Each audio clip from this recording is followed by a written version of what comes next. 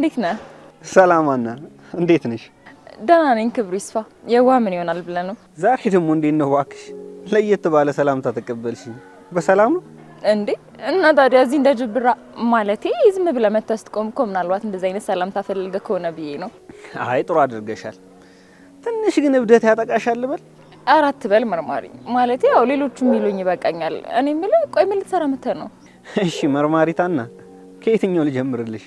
እንዴ መርማሪ ያደረከኝ ደግሞ እዛ ለምን መጣ እዚህ ደግሞ ለምን ተገኘ? እንዴ አነጋገርሽ በሙሉ እኮ ልክ እንደኛ ነው።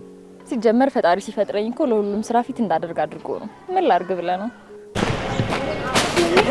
በጣም ቅርታ ናት። በጣም ስለቸኮልኩ ነው ሁን ብዬ አይደል። አረ ችግር የለውም አይሰበር ነገር ሹርት እኮ ነው። ወይ በጣም ቅርታ እኔ አነሳልሻለሁ። አረ ችግር የለውም። ምን ነው ግን ፊትሽ ልክ አይደለም። አይንሽም ደግሞ አልቅሰሻል እንዴ? አረ ምንም አልሆንኩም። ትንሽ ድካም ስለተጫጫነኝ ነው እንጂ ምንም ችግር የለውም። እንደዚህ እየተሯሯጥሽ ምንም አይደለም። ንገሪኝ። ዝም ብለሽ አይደለም መቼ የምትሯሯጪው? ስትነግሪኝ ይቀልሻል። ደግሞ እንዳለቀሽ ፊትሽም ያስታውቃል። አይ ትንሽ ስራ ስለበዛብኝ ነው። አሁን ደግሞ ፈተና እየገባው ነው። መምሩ ቀድሞ ከገባ ያስገባኝም ለዛ ነው። ጎበዝ፣ መማርሽን አደንቃለሁ። ለመግደል አቀጭ አይደለም። እባክህን የተፈጠረውን ነገር ለመረዳት ሞክር። እባክህ ይኑክ። ከድርጊትሽ በላይ እኮ የሚያናድደኝ አንቺ ራስሽን ንጹህ የምታደርጊበት ርቀትሽ እኮ ይኑክ። እሺ ቆይ ምን ማድረግ ትችል ነበር? እስኪ ንገረኝ። አንቺ ብቻ አልነበርሽም እዚያ አጣብቅኝ ውስጥ የነበርሽበት፣ እኔም ነበርኩበት። እኔ አንቺን የመግደል ፍላጎት ፈጽሞ እንደሌለኝ ጠንቅቀሽ ታውቂያለሽ። ይኑክ እባክህን ተረዳኝ። አጋጣሚ ነው። በሰዓታት ውስጥ ድንገት የወሰንኩት ውሳኔ ነበር። አረ እኔ ተረጋጊ። እንደዚህ አይነት ነገር ሀሳብ የለብኝም። እኔ ይቅርታ ለማለት እኮ ነው እዚህ የመጣሁት። እንደዚህ የሚያስኮነው ነገር ምንድነው? እባክህ ከእኔ ይቅርታ ገደል መግባት ትችላለህ። ምን ይመስላል በእናትህ? እባክሽ እኔ እናት ተረጋጊ። እንዴ ነው የተፈጠረ ነገር አለ እንዴ?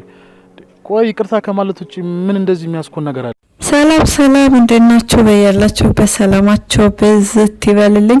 እንግዲህ ታምራቱ እንደቀጠለ ነው። ሄኖክ ይሞታል ወይስ ሰው ይደርስለታል? ምን ይመስላችኋል? እናንተ ምን ታስባላችሁ?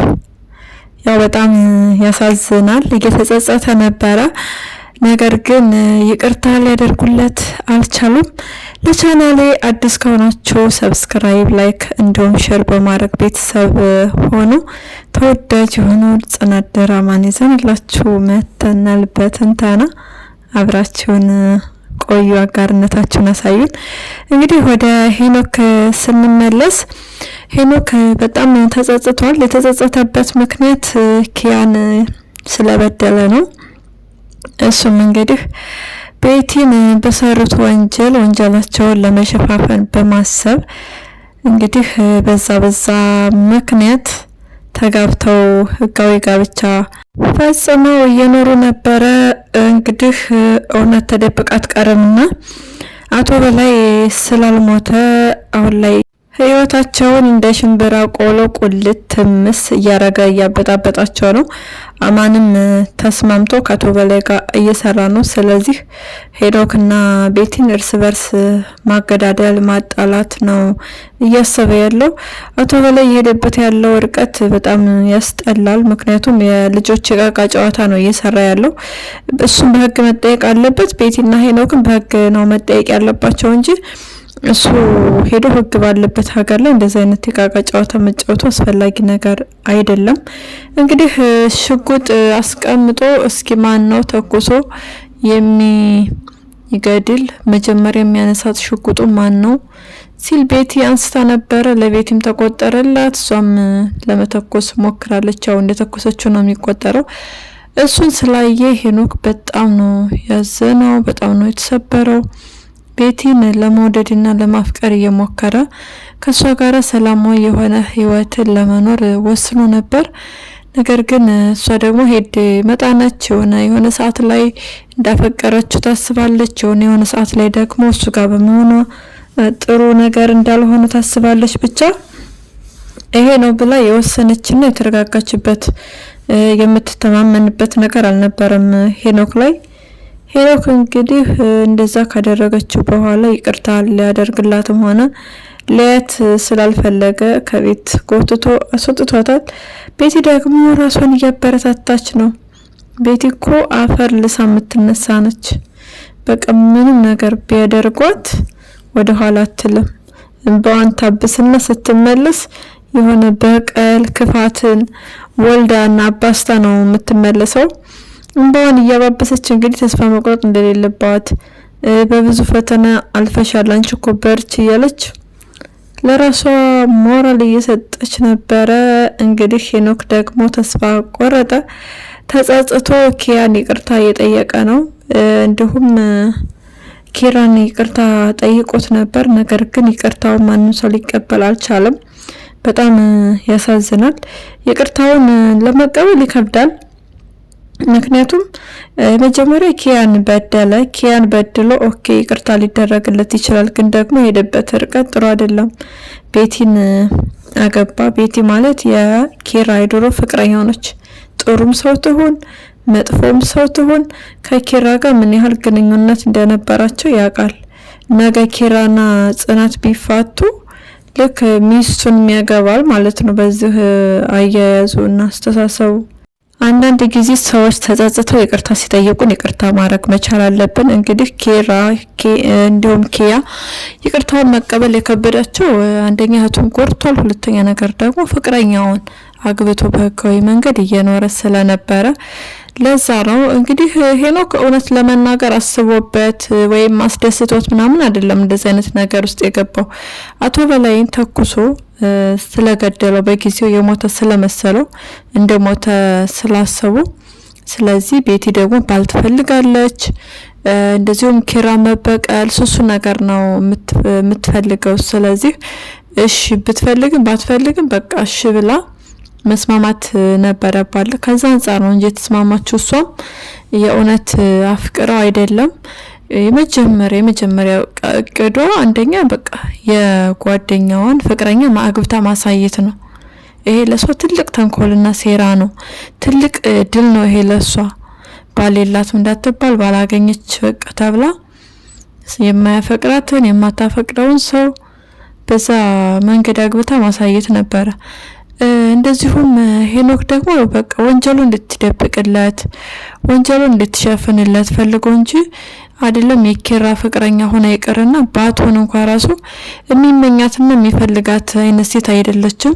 ግን ደግሞ ህይወት አንዳንድ ጊዜ አማራጭ ታሳጣለችና ከዛ አንፃር ወንጀሉን ለመደበቅ ሲባል እሷን አታሎ ማግባት ነበረበት። ለዛ ነው እንጂ የእውነት አፍቅሯት የእውነት ጥሩ ሴቱን ለጋብቻ የምትፈልግ አይነት ሴቱን እንዳልሆነ በጣም ጥንቅቅ አድርጎ ያውቃል።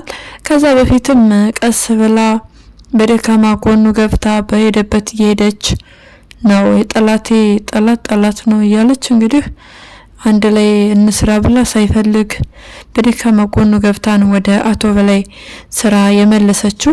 እንዲሁም በሌላ በኩል ደግሞ እዛ ድርጅት በመመለሱ ለኪያ እንዲሁም ለኪራ ጥሩ ስለነበረ ከዛ አንፃር እሱ እንግዲህ ለኪራና ለኪያ መልካም ነገር አስቦ ወደ ድርጅቱ ተመልሷል። እዚህ ጋር የማንከደው የሄኖክን ሀቅና መልካምነት ታስታውሱ ከሆነ ተመልሶ ወደ ድርጅቱ እየሰራ ነበር አይደለ? ድርጅቱ ጋር እየሰራ እንግዲህ ከሀና ጋር ተባብሮ ፋይል እንዲወጣ አድርገዋል። ብቻ የፈልጎ ወይም አስቦበት ምናምን አልነበረም። የህይወት አጋጣሚና አስተሳሳሪ ነው እሷ ጋር ያጣመረው እንጂ እንደ ነገርኳችሁ በዚህ በኩል ኪራን ለመጉዳት ኦር ደግሞ ለማናደድ የፈለገው አንዳችም ነገር አልነበረም። ግን በስተመጨረሻ ይቅርታ አልተቀበሉትም። ይቅርታ ስላልተቀበሉት ራሱን ለማነቅና ለመግደል ችሏል። በጣም ያሳዝናል። እዚህ ጋር ልንማር የሚገባው ማንም ምንም ነገር ያድርገን ማንም በቃ መጥፎ ሰው ቢሆንም ይቅርታችንን መስጠት እንዳለብን ትልቅ ትምህርት ነው። አንድ ጊዜ ሰው ከሞተ በቃ ነገ ብንጸጸት ብናለቅስ ይቅርታዬን ልስጠው ይቅርታ አልጠይቀው ማለቱ ምንም ዋጋ የለውም። በሌላ በኩል እያሳዘነችኝ ያለችው ጽናት ናት። ጽናት እንግዲህ ትልቅ ወጥመድ ወይም ቦምብ የሚባል ነው ውስጥ ገብታለች። በጣም ያሳዝናል። እንግዲህ ህሊና ወደነ ጽናት ቤት መሄዷ ቤቱን ማየትና ማጥናቷ የማይቀር ነገር ነው። ዶክተር ስለሆነች ምን ታደርጋቸው ይሆን? የሚበሉት የሚጠጡት ነገር ላይ ትመርዛቸው ይሆን? እንዴት አድርጋ ይሆን የምታጠቃቸው የሚለው በጣም ያሳስባል። እንግዲህ አሁን ላይ ኒና አለች። ኒና እዛ ቤት ውስጥ ስላለች ምናልባት ተንኮሏን፣ ሴራዋን እንደዚሁ ስልክ ስታወራ ቅዷን ምናምን ተከታትላ የምታውቅ ይሆናል። ያው ኒና ወሬ ስለምትወድ ነገር ግን ብታውቅም እንደታየች እንደተያዘች ካወቀች ደግሞ ለህሊና ተባባሪ ነው የምትሆነው። ምክንያቱም ህሊና ካስፈራራቻት ኒና ደግሞ በጣም ነው የምትፈራው እንደምናውቀው።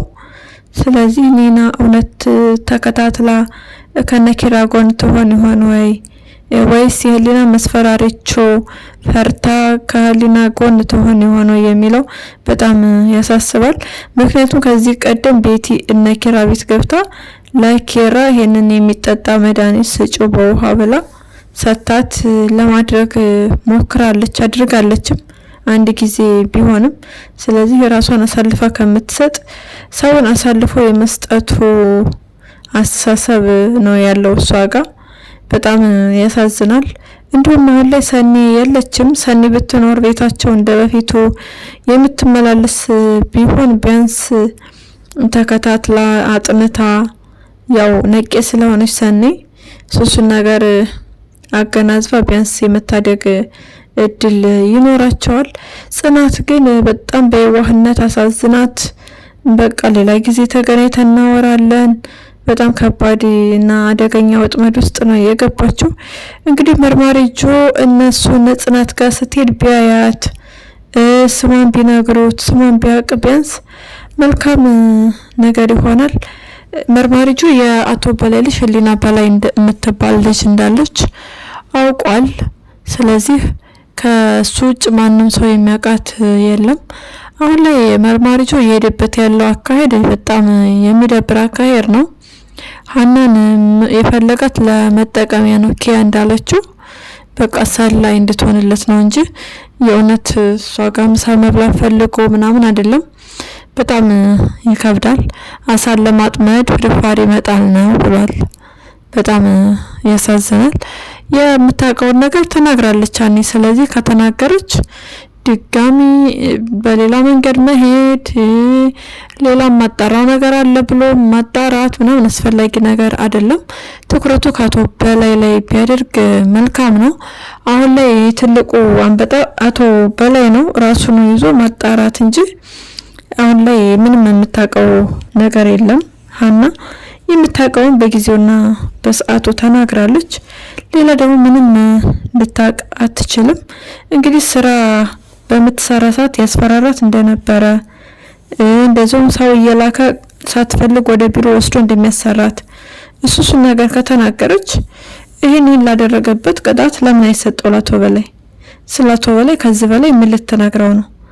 ስለ ድርጅቱ፣ ስለ ቤቱ፣ ስለ ፋይሉ ምናምን በቃ የተዘጋ ጉዳይ ነው። እንዲሁም አባባ በእውቀቱን ሜዳ ላይ ጥለውት ሲሄዱ ለምን በሱ ጉዳይ ሳልታሰረም? ጽናትና ኪራ ምንም እንዲሆኑብን አንፈልግም። ነገር ግን እንግዲህ ጽዬ ራሷን መጠበቅ አልቻለችም። በየዋህነት ልታግዛት እየፈለገች ነው እሷ። ወይዘሪት ህሊና ደግሞ ስራዋን ለመስራት ራሷን እያደነቀችና ቁልል እያደረገች ይገኛል። ስራሽና ሴራሽ እንዲፈርስ ምኞታችን ነው ወይዘሮ ህሊና። ምክንያቱም ጽናትና ኪራ በጭራሽ ምንም መሆን የለባቸውም። በቀል አያስፈልግም እነሱ ላይ። እነሱ ምንም ባላደረጉት ነገር ነው ለመበቀል እያሰባችሁ ያላችሁት። ስራችሁና ተንኮላችሁ እንዲፈርስ ምኞታችን ነው። ቅዱሴ ደግሞ ወሬ እንዴት ነው? የናቲ ወሬ በጣም ይመቻል አይደለ? ስለ ያሬድ እያማለት ነበረ። አማኸው ጓደኛህን አለው። በእርግጥ ሀሜት አይደለም። ነገር ግን መኪና ማጠብ ሲጀምር እንኳን ራሱ ከጀርባ ከኋላ ነው ብሏል። እና ደግሞ መንትዮቹ ልጆች እንዴት ነው? አረ በጣም ነው የሚያስጠሉት፣ ይደብራሉ ምናምን የሚል የብዙ ሰው አስተያየት ነው። ለምን እውነቱ አይወጣም ነው በዋነኛነት ካሉ እውነቱ ለምን አይወጣም? አንደኛው አትየዋ አዎ እኔ ተመሳስየባቸው ነው እኔ አግኝቻቸዋለሁ ብላ እውነቱን ብትናገር መልካም ነገር ነበረ። እንግዲህ ያሬድና ናቲ ሁለቱም መንትያዎች አንድ ላይ ሲሄዱ ማየት መቻል አለባቸው። እንደዛ ካልሆነ እንደተወዘጋገቡ እንዲሁም ሳባም እንደተወዘጋገበች ነው የሚቀጥለው ድራማው። ስለዚህ እህትየዋ እውነቱን መናገር መቻል አለባት። መንገድ ላይ አግኝተውኝ እኔ እንደዛ አናግረውኛል እኔ መስያቸው ነው ብላ ብትናገር መልካም ነበረ። ነገር ግን ድርቅ ግግም ብላለች። እንዲሁም ኪያን ሄኖክን እሺ ትለዋለች። ልቧ ይወደዋል፣ ያፈቅረዋል። እሺ ካለች ደግሞ እናቷንና ወንድሟን ታጣለች የሚል የብዙ ሰው አስተያየት ነው። ሄኖክን ሻትለውም ከፈለገች የምታገባው ሰው ስላለ ጠበቃ ዮሴፍን ማግባት ትችላለች። በጣም የተረጋጋ በጣም ጥሩ በቃ ለሷ ባል መሆን የሚችል ሰው ነው። ነገር ግን እሷ አሁን ላይ ሄኖክ ሰብሮኛል፣ ሄኖክ ጎርቶኛል እያለች እያለቃቀሰች ነው ያለችው። ኪያ እሺ ልትለው አትችልም። በቀጣይ ደግሞ ራኪብና ቅዱስን አንድ ላይ ማየት እንፈልጋለን።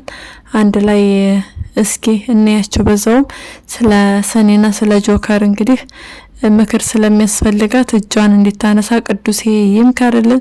ኒና ደግሞ በጊዜ ወደ ትዳርሽ ብትመለሽ መልካም ነው። እሱን ልፈትነው እሱን ልቅጣው እያልሽ ጊዜና ሰዓት በገደልሽ ቁጥር ናቲ ደግሞ ልቦናው እንግዲህ መኖር ይፈልጋል። ኖሮ ወደ ሌላ ሴት ከመሄድልሽ በጊዜ ብትታረቂ አብረሽ ብትወኝ መልካም ነው። ለዛሬ ያዝንላችሁ ቪዲዮ ይሄንን ይመስላል። በሌላ ቪዲዮ እስክንገናኝ መልካም ጊዜ እንዲሆንላችሁ ተመኘው። ለቻናላችን አዲስ ከሆናችሁ ሰብስክራይብ፣ ላይክ እንዲሁም ሼር በማድረግ ቤተሰብ ሆኑ። ሀሳብና አስተያየታችሁን ኮሜንት ላይ ጻፉልኝ። እናመሰግናለን።